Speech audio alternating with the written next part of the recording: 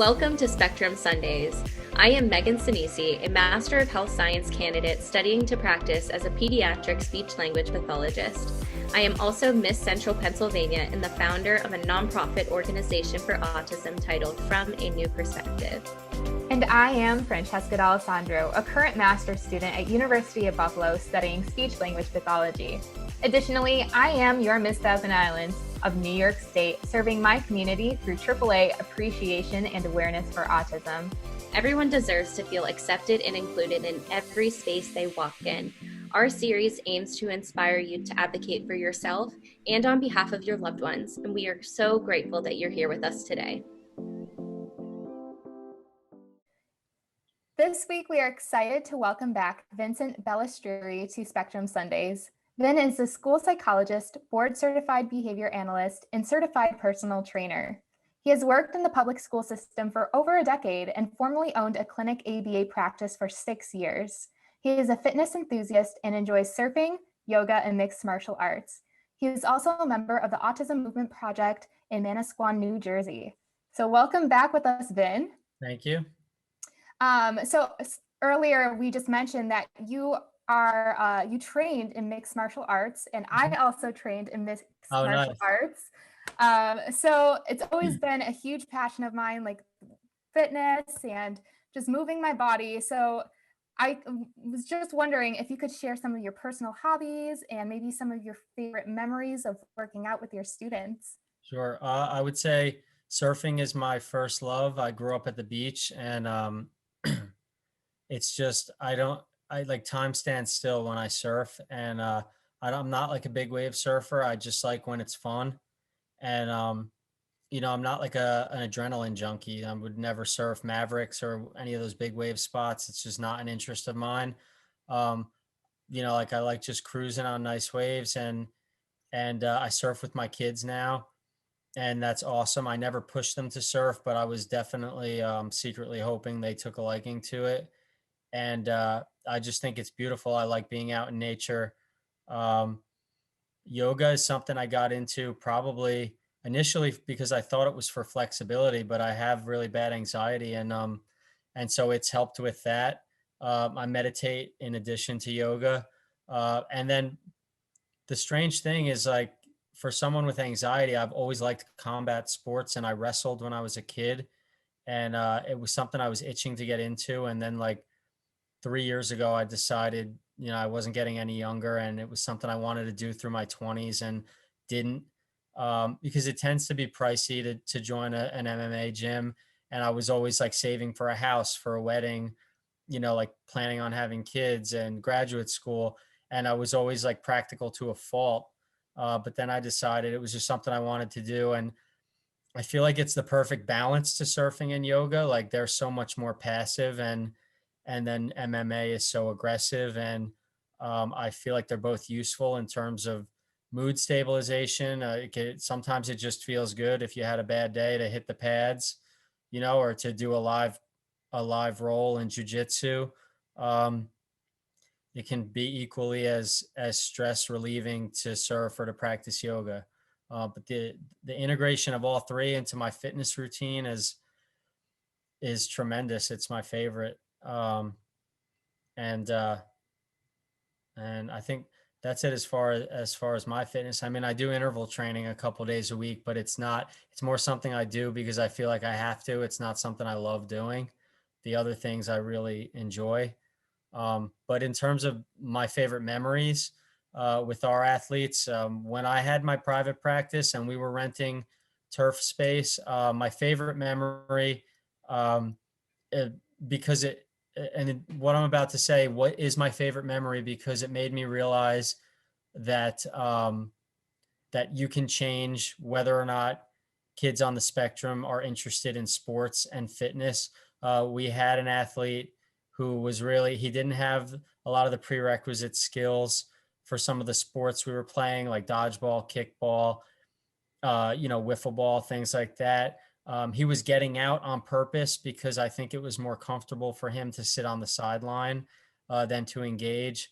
And one of the things I've always wondered, because kids on the spectrum tend to be more sedentary in terms of their lifestyles, is like, do they just not like sports and physical activity, or are their skills weak? So most of us don't like to do something if we're not good at it. Um, but after a few months, we would adjust the rules so that, like, when we would play dodgeball, if he would get hit with the ball, he wasn't out. Um, so, like other kids would say, hey, he's supposed to be out. And we're like, yeah, he is out, but he's going to keep playing because he needs to get better. As his skills improved over the months, he not only got better at sports, he got really competitive to the point where he would like cry or get upset if he was out. It was a dramatic change in like a 6 month to a year period. And it made me realize that, like, I think for a lot of our athletes, a skill deficit is why there's less of an interest in fitness and sports, as opposed to just some innate dislike for sports and physical activity. And when you think about it, a lot of our athletes have fine and gross motor problems, so that makes it even more challenging to engage. So I've seen, even now with AMP, and through the private practice days, um, is that as skills improve, the interest increases. So it's a good thing to see. And if there were any myths, I don't know if there are, as to why um, kids with autism tend to be more sedentary. I feel like it, in a way, puts them to rest. Yeah, and I feel like, you hit on a really important point that we make a lot of assumptions based on what we see. But until you take that time to encourage someone to try out a skill and to develop it, and you nurture that development of a skill, they might realize that that's something that they really enjoy. And it's really easy to get discouraged and not want to participate in something that you're not good at. So it's great to hear that you take the time and you can acknowledge that, okay, you're not doing so great at this right now, but that doesn't mean that you can't get there and you can't find some enjoyment out of this sport or this activity, whatever it might be. As you were talking, I was thinking about how hard reading is and how long it takes for people to develop skills of reading. And years and years and years of practice, then people really enjoy to read a lot of times. So that equates to sports as well, and some of those skills that aren't as easily acquired for some of the students that you serve. So, Vin, you've worked many, many years in this field, and you've, in the past few years, really focused on the sports aspect through Autism Movement Project.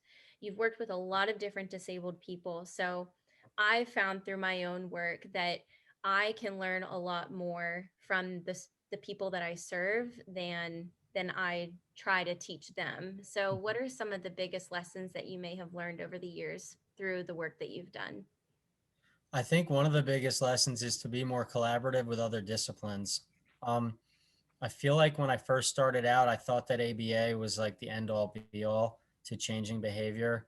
Um, I I know other behavior analysts would kill me for saying that, but I feel like I just looked at the solutions to reducing challenging behavior through a very narrow lens, that it was ABA or nothing else. And um, I've never really been the type to be outwardly like unwilling to work with another discipline, but maybe in my mind thought like, yeah, okay, that's not going to work.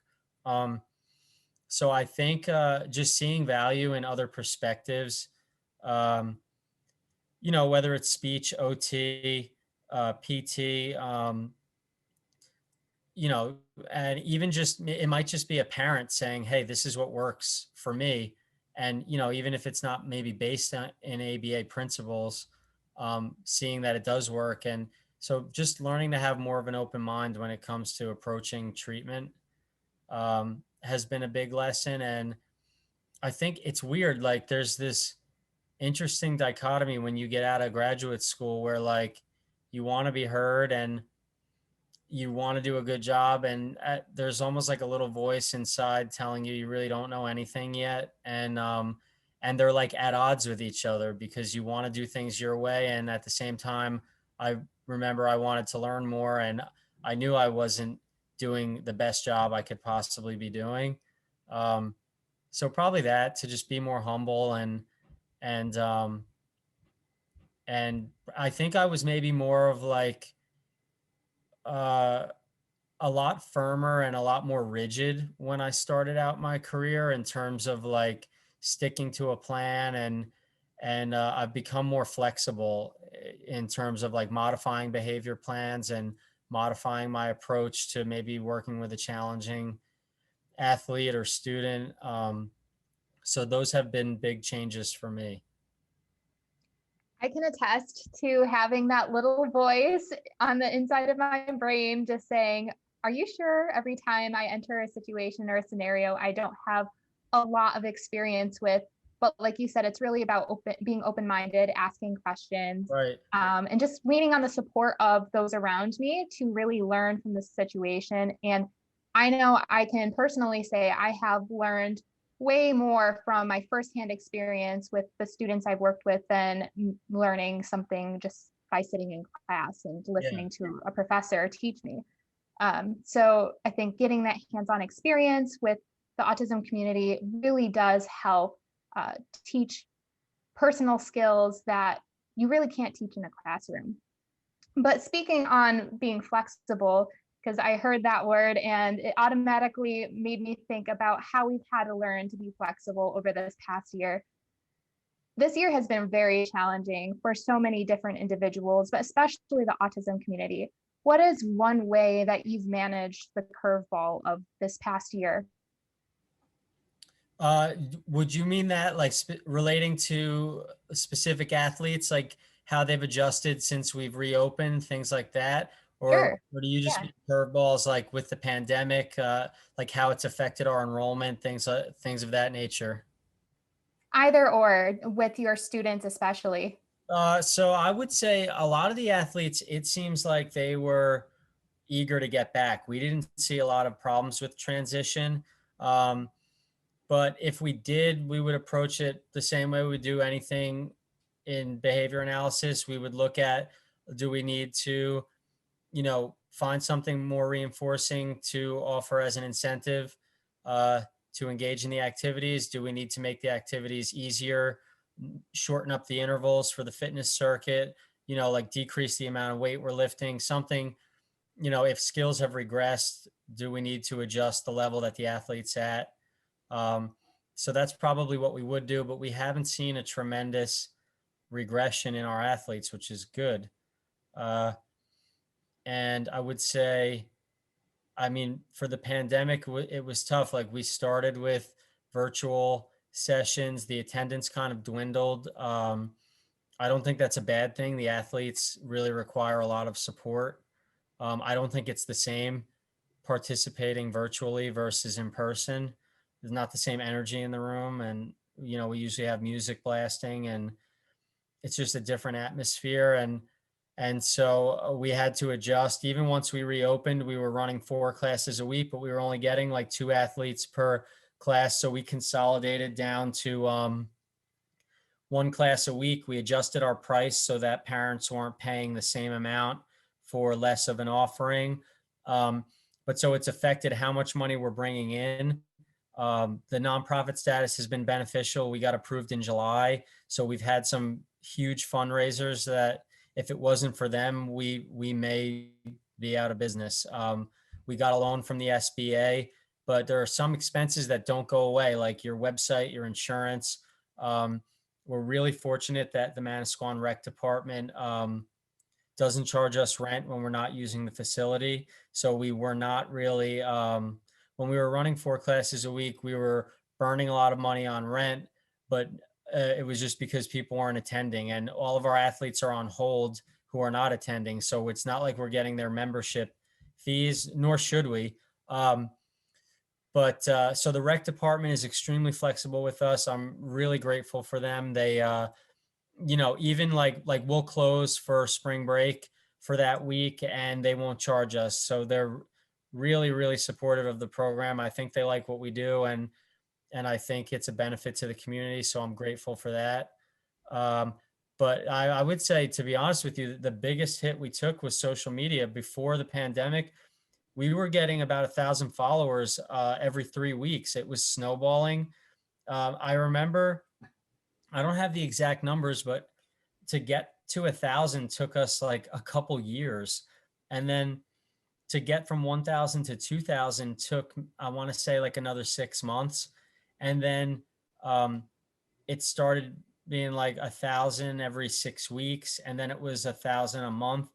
Right before March, it was 1,000 in 3 weeks. And for the same input, like we weren't doing more work to get more followers. The same amount of work was having like an exponential growth where followers it was just skyrocketing. And prior to the pandemic, I anticipated that if it continued to grow exponentially without plateauing, we expected to be like in the 20,000s by this past Christmas. And it never happened. And we ran out of content. We posted as long as we could with pictures that we had, because usually Nick will take a ton of pictures every class. And so we were using old footage to just keep up. And then we ran out, I want to say in like June, of content. And that was a huge hit, because around the 4,000 mark, people started reaching out to either collaborate with us or for us to promote their products. And, I had said to Nick and Brandon, like, what do you think's a good number? Like, is it 10,000 where we start saying like, yeah, we'll promote your product, but like we charge for advertising now? And that would be a whole other industry basically of us learning like what's appropriate to charge for advertising. How does that work? But we were getting to that point of having that revenue stream to support the program. So to me, that was mentally the biggest hit during COVID. Yeah. So, moral of the story, if you're watching, go follow Autism Yeah. Movement Project Yeah. on all social media and make sure to share it with everybody that you know and anyone that might be interested in investing in this program, because it is so wonderful what you're doing for the community. On this topic of social media, we know that it's a really beneficial tool. And even though your social media personally had taken a hit during this pandemic, I know that you were also offering a lot of different virtual events for students. And although it may not have been to the support level that you would have in person, Fran and I were fortunate enough to participate in at least one of those classes. And it was great to see that that was still available if people at home had the support that they could participate in that, and it was still an option for them. And then you mentioned previously that you would like to maybe someday have a YouTube channel for AMP to post different videos so that you can share some of the different practices and therapies that can be integrated in those programs. So those are all amazing resources that our viewers can benefit from. So please make sure to follow AMP if you don't already. Um, Going on this idea of social media, you mentioned that you don't really use social media a whole lot. So whether it's through social media or any other avenues, what are some different accounts or resources that you go to keep up on autism research and the trends with autism therapies? I tend to prefer conferences. I go to the Autism New Jersey conference almost every year in Atlantic City. I like to read articles. I love YouTube as a starting point. Like you come across a speaker or an intellectual or a researcher, and then I feel like that's a good introduction. But then you want to maybe go read some of the studies that they've actually done. That's usually my process for learning. For some reason, and this is probably not a good thing, I have to buy into the person first, and if they seem sincere and ethical and which is like really subjective, like, so like that's why I say it's probably not a good practice. And I also think people whose delivery maybe you don't appreciate or like could still have something valuable to offer. So you should look at competing philosophies and things like that. But that's my process. Nick, I know, has a lot of connections. We have a lot of actually connections to parent accounts. So they might be parents, whether they have a big following or not, who just love what we do and they help promote the program. They might buy our apparel. They might help promote events if they're virtual ones on their own social media. And so he does a lot of cross promoting with accounts like that. And there's some accounts that we follow that are other professionals. And I feel like I always tell my brother, like, we can't service the whole world. so we may as well work collaboratively with other people who are doing what we're doing. So like other fitness slash ABA programs, even if they're within the state, but we've had some in other states that we've connected with. I don't think we should be competing with them. That's just my philosophy. And I think we should always be competing with ourselves, trying to make the program the best it could be. And if you offer a great service, you don't have to worry about what the guy next door is doing, unless they're doing something that's beneficial, in which case you'd want to learn from them. Um, but so that's always been my approach. So we try to cross promote and connect with other people who do what we're doing. I think we've even had people like pretty locally where like maybe if you were in some other kind of industry, you'd feel threatened, reach out and say like, hey, I want to start a program like this. I'm a few towns away, and like, can you help me out with this or answer this question? And like Nick might say to me, what should we say? What should we do? And I say, help them out. I just feel like if you're being kind and you just can't go wrong with being kind. I don't think there's any downside to it. Yeah, and you all have the same goal. So really Right. you're working toward there's power in numbers. So more Yeah. people working toward the same goal is really effective. Yep.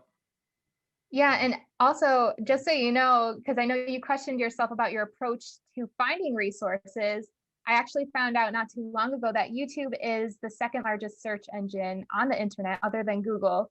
So it is a primary source for a lot of people to find their information. So I think that is a great avenue for a lot of people to take if they're first trying to find resources about autism. Yes. But like you said, it's about collaboration, not competition. And that is such an important theme that I personally have adapted to and really try to live throughout this past year. And something that I've tried to personally grow within my social impact initiative is intercollaboration of professionals and specifically young professionals in different therapy fields. So as a lot of our viewers are newer professionals and still navigating where they want to land as far as different populations within this diverse spectrum of disabilities that we serve, what type of advice would you have to give for some of those newer professionals who might be interested in working with the autism community in particular? What I would say is that you don't have to have thick skin to be a school psychologist or a behavior analyst. And the reason I say that is because when I was in graduate school, like one thing I've learned as a psychologist that to me, I would go as far as to say that it might be an absolute in the field of psychology is that your character traits are neither strengths nor weaknesses, but they are relative strengths and weaknesses that are contextually dependent. What I mean by that is like, if you have anxiety or you are not confident, that might be a weakness in one context. But for me, it's been an asset because I never feel like I know enough or that I'm good enough. So I'm always chasing research. I'm reading as much as I can because I don't ever feel like um, competent enough. And I don't mean to sound self-deprecating, but so I feel like that's an absolute. And when I was in graduate school, I had a professor. We would do like these mock meetings, and she would kind of like be very aggressive, and I didn't really know how to handle it. And a lot of the kids I went to graduate school with were already teachers, so they knew a lot of like the education jargon. I was just so lacking in confidence, always doubting myself, and she kind of like shamed me in front of the class and said, you have no confidence and you're never going to make it in this field because you don't have thick skin. And um, I still don't have thick skin, and I get sensitive when people criticize me, but I try to take it in and really think about like, is that a legitimate error that I made or weakness that I have, and how can I strengthen it? If I can't strengthen it, how can I work around it or adapt? And so for people who think that to work with kids who are aggressive or self-injurious, or to be a school psychologist and deal with lawyers and advocates and maybe challenging parents, if you think that you have to have tough skin or thick skin to do that, you don't. You just have to be committed to excellence and learning all the time, and just chase perfection, knowing that you can't catch it. Um, Chase it relentlessly. And so that's the biggest thing. Like, there are probably people out there who are really compassionate, but also really anxious, and and are thinking, well, I would love to do that, but I'm afraid about this situation. And as long as you keep going at it, you get comfortable with being uncomfortable. Yeah, and I think it's disappointing to hear that there is such a standard that you have to fit a certain mold to be in X, Y, or Z profession. In my experience, I know that in speech language pathology, I have a friend who is more type B, but a lot of our cohorts are very type A organization and right on top of things. So that doesn't make the type B person less of an adequate or competent professional. It just means that they have different ways to contribute to that profession. And I think that having those ideas, I'm sorry that that happened to you, first of all. That's right. I'm Graduate grateful for it. Yeah, because it can be encouraging in a way, or you want to prove them wrong or prove yourself right. So it's great to hear that you're in a profession that does empower you to continuously learn, and the learning never stops. So I can really appreciate that. And for anybody watching, if there's anyone out there that's a naysayer or tells you that you can't or that you won't or you never will, that's just not true. If you have passion in your heart, you can certainly pursue it. And then you're a testament to that as well. So kind of shifting gears a little bit, we talk a lot about empowering and serving the autism community. So AMP is a huge way of empowering the community to uh, really work on skills that can make them successful throughout life, across sports, across different activities. So, how would you encourage anyone watching to get involved in empowering the autism community in different ways? I would say to get involved, like, it's nice to donate money, or like, if you to donate products to an event that helps the community, but to get actively involved. Um, we have a few high school kids that work for us. They left for college.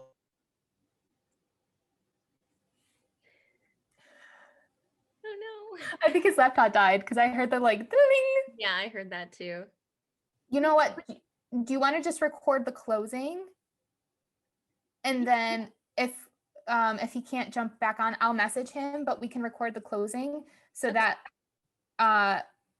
just in case he can't come back on to finish the last like there's only one question left. We could just cut it into the end. Would it look funny if he's not on the video? Or because it'll shift from like the 3 to the 2. I know. And then that if it doesn't look right, we can always try again. Yeah. Something. Oh, there he is. Perfect timing. Oh, I forgot to plug my charger in and the computer died. You're fine. Can I just pick up where I left off? Yeah. Yeah, so I would say get actively involved in the community, because we have high school students that work for us. They left for college this year, and they had all different majors. And I remember saying to my brother and to Brandon, it's a shame that they don't major in ABA or special education or psychology. Like, they're so good with the kids. And then I thought about it, and I was like, you know what? Like, it can't just be the people that work in this field and parents of children with autism that know how to interact with them and be sensitive to them. So if they go into accounting or finance, and they kind of like grow that web of members of the community who are compassionate and who know how to work with our athletes, I think it's actually a home run, because in order to really be inclusive, it has to extend beyond the professionals that work in this field. It has to be everybody. So I actually think it's a good thing, maybe, that they're not majoring in that, because they'll take their skills to other settings and hopefully teach other people. Exactly. And like we mentioned in our previous episode, it's all about seeing each other on the human level and really appreciating each other for who we are And instead of focusing on our differences, just focus on what we have in common and enjoy each other's company. And if we do that, it doesn't matter what your professional background is, if you have an education at all, it really doesn't matter at that point. It's just about creating those genuine, authentic connections and growing that compassion for one another. But as we wrap up today, what are some ways that you encourage self-care for your athletes and also for yourself? I think there's a really interesting paradox that exists probably in life, but also in this field, where like you have to be a little bit selfish to be unselfish. And what I mean when I say that is we try to always close down the program, like Christmas week, spring break, like major national holidays, to give the staff a break. I know burnout is a big issue in the field. And so I feel like you have to take care of yourself first, do something for yourself every day, because I feel like if you don't, you can't be the best version of you when you're providing services to our community. The other thing I would say is that I think a big contributor, and this is not based on any research I've read, it's just kind of me thinking out loud, to burnout is perceived incompetence. And I know when I first started out and I felt like I wasn't effective as a therapist, at that point, I was much more likely to walk away from the field. And once you start getting results, it becomes kind of addicting. And so I feel like getting good results is positively reinforcing, and not getting the results you want could be punishing. So to just be aware of that, like ask yourself, am I burning out because I'm not being effective, or is this maybe just not the field for me? And when you answer that question, I feel like more often than not, it's going to be that maybe you're not feeling competent or confident in your skill set. So I think that that's important. I think even as a dad and a husband, I go to the gym every day, and I think some people look at it as like, well, you're selfish because you take too much time for yourself. But I feel like if I didn't have that time, I couldn't be fully present and the best version of myself for my family. So like I said, it's paradoxical because it's like you have to do selfish things in order to be unselfish and provide service to others. Exactly. It's a cliche, but you can't pour from an empty cup. So you can't Right. take care of other people unless you're making sure to take care of yourself. Right. Sports and being active is a great way to take care of yourself. So Mm-hmm. that's obviously a very big passion of yours. And it's great to hear that you practice that every day, and that you understand the value of it, and you can relay that to the students and athletes that you work with too. Yep. Well, thank you so much for visiting with us, Vin. We've really appreciated the time that you've shared with us and sharing all of your wisdom and expertise. We are so thankful for your contributions to Spectrum Sundays to help expand our platform. And for anybody watching, if you enjoyed this episode and you want to learn more about the Autism Movement Project, please make sure to follow them. You can email them at info@ampfitnj.com. You can visit their website at ampfitnj.com. And you can follow AMP on Instagram and Facebook at Autism Movement Project. Thank you, everybody, and we will see you next Sunday. Thank you for listening to Spectrum Sundays. We are your hosts, Miss Central Pennsylvania, Megan Sinisi, and Miss Thousand Islands, Francesca D'Alessandro. Please make sure to subscribe to our series and follow us on social media to stay connected to autism professionals and self-advocates. And just remember, true impact is accomplished through active listening and exploring the world through a variety of perspectives. Join us next week on Spectrum Sundays to help cultivate a community of inclusion, appreciation, and acceptance around autism.